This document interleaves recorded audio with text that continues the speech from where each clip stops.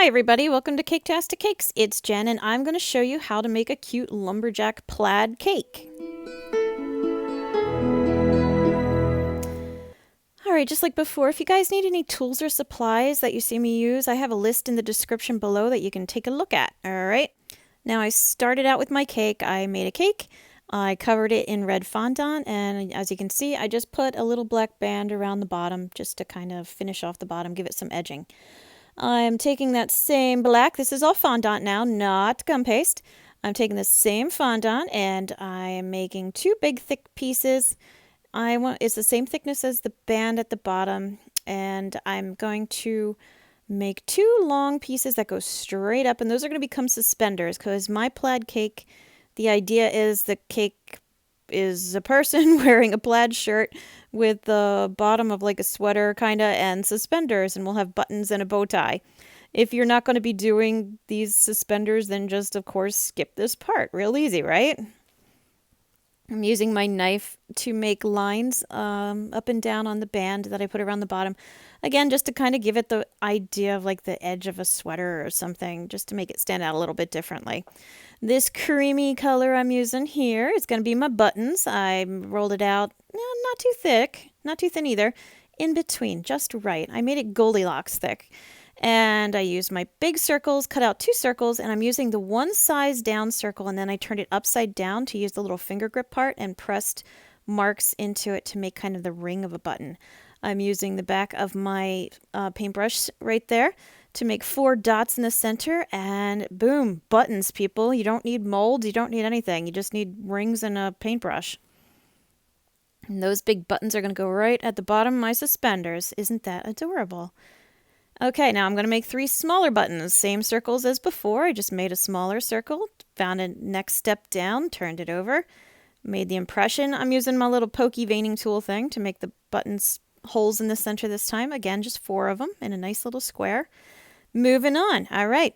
I have a set of squares, and it just so happened that the piece I'm using right there for the black squares I'm making is the same thickness as the suspenders. So it was just the planets were in the right alignment for me when I made this, that it was all the same size. So otherwise you're going to have to be a little bit more aware of your spacing than I was, because I kind of wing stuff when I really shouldn't. So I'm making a grid, all right? I'm going to start building my plaid, and I'm making a grid to follow along. I'm going to start with the black. If you want to take an easier, not easier I should say, it would be a little harder. But if you want to make your cake iced and then put all squares together so it's all the same thickness, like right now, of course, my black sticks out further than the red, then good for you, do it. But you're going to have to make sure your squares line up perfectly, otherwise you're going to see the icing in between. Anyway, to make the plaid pattern, you're going to have a row of red in between each row of black. Okay, so you saw how those squares were spaced?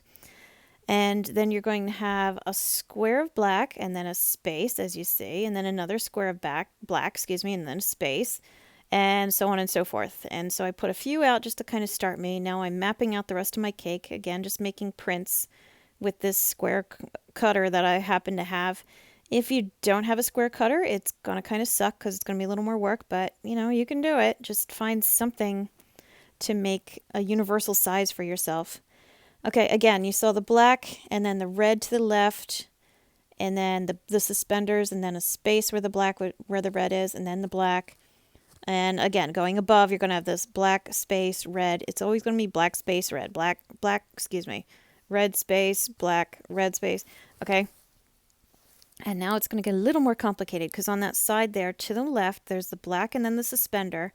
And in theory, the suspender is covering the space, and then so the next square would be black again. So you're going to have black right up against your suspenders in some situations. There's nothing you can do about it. It's just the way it is, okay? And so you see how you got like a horizontal of just plain red right now, and then you're going to have a horizontal with the black. Okay, it's kind of confusing, but you can follow along. Now, surrounding the black, up, down, left, and right of each black square is going to be a square of the in-between color. I took some red, I mixed some black with it till I kind of got this muddy, purpley almost color. And you just start filling that in now. Again, anytime you have a black square, on the above, below, left, and right of it, you're going to have this in-between color. When you start filling it in, you're going to notice that in between the in-betweens colors, the red just sits there. And that's exactly how it's supposed to be. And you can see it all coming together here. So you're going to have, like horizontally, you're going to have red in between, red in between. The row above it, you're going to have in between black, okay? So just keep building your pattern like that, and you will have a perfect plaid cake going there. I could have taken this a step further and filled in those red spaces with just red, so it's all the same thickness like I mentioned before. I was feeling super lazy, and honestly, the people did not pay me enough. Well, I shouldn't say that. I didn't charge them enough. So I was like, you know what? This is good enough for now. So take it a step further if you want, or don't. I don't care. Either way, the plaid really comes out looking good. I was very happy with it. I'm going to show you real quick how to make a very simple little bow tie for the top of the cake.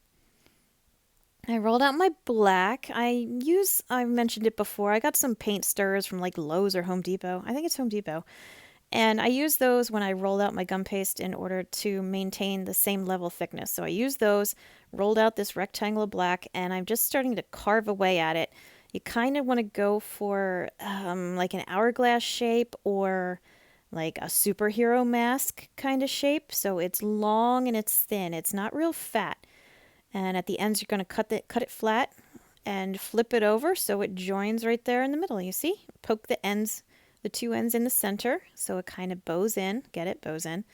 And there you go. You got yourself a little bow tie. To finish it, I took a piece of the black, rolled it flat, and now I'm folding it in half, or actually in two halves, so that the two sides touched in the center, and turn it over. That gives you a nice clean edge, so that it's not rough or anything, but it's rounded off. It looks more like fabric, kind of. And let it dry. It's going to have to sit and dry probably overnight. I am attaching it with some lollipop sticks. I rammed it through the two bow sides, but was very careful not to let it come through the front of the bow. And then it was still kind of heavy, so I ended up using a piece of dried spaghetti, you're going to see in a second, in order to lift up and support the weight of it, just so it had a little extra. And once you get all that put together, put whatever your topper is on top. I made this teddy bear here out of gum paste. I have a video where I show how I make the teddy bear, so I will connect it somewhere in this video and you can check that out if you need it. So anyway, put your topper on top and you've got a freaking cute little plaid lumberjack baby shower, birthday cake, whatever cake. All right, so thank you for watching. Please like and subscribe. And as always, check out my other videos. And thank you for watching Caketastic Cakes.